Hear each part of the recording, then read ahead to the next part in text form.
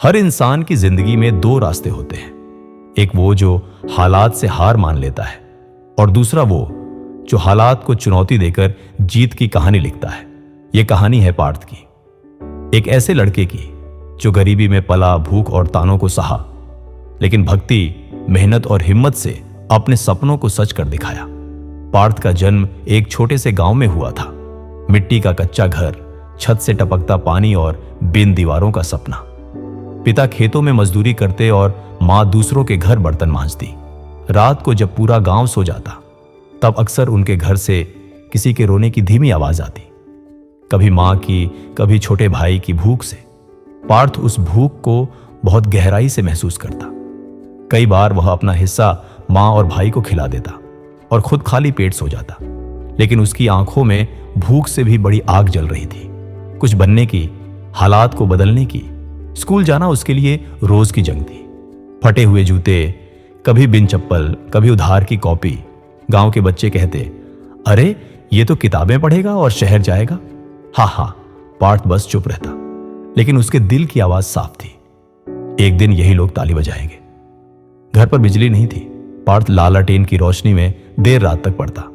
कई बार धुआं आंखों में भर जाता और आंसू निकलने लगते। मां पास आकर कहती, बेटा नींद ले ले, आंखें खराब हो जाएंगी। वह मां का हाथ पकड़कर कहता, अम्मा अगर आज सो गया तो कल के सपने हमेशा के लिए सो जाएंगे।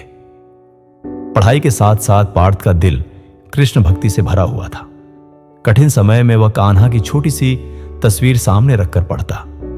कई बार थककर हार मानने का मन होता तो गीता के शब्द उसे सहारा देते, कर्म कर, फल की चिंता मत कर।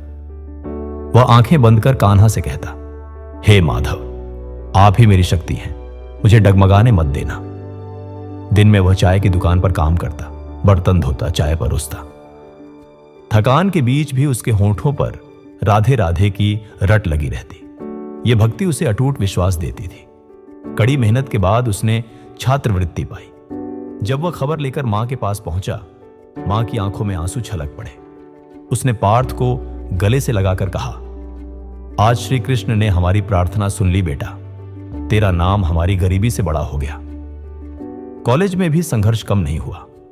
कभी भूखे पेट पढ़ाई करनी पड़ी, कभी पुरानी किताबों से नोट्स बनाकर तैयारी करनी पड़ी, लेकिन हर कठिनाई में वह मन ही मन बांसुरी वाले से कहता, तुम्हारी कृपा से ही यह संभव है। आखिरकार पार्थ ने इंजीनियरिंग पूरी की और बड़ी कंपनी में नौकरी मिली। जिस दिन उसे पहला ऑफर लेटर मिला, उसने चुपचाप उसे माथे से लगाकर कृष्ण की मूर्ति के चरणों में रख दिया। आंसू बहते हुए उसने कहा, प्रभु यह मेरी नहीं, आपकी जीत है। आज पार्थ अपने गांव लौटता है, वही गांव जहां लोग उसका मजाक उड़ाते थे।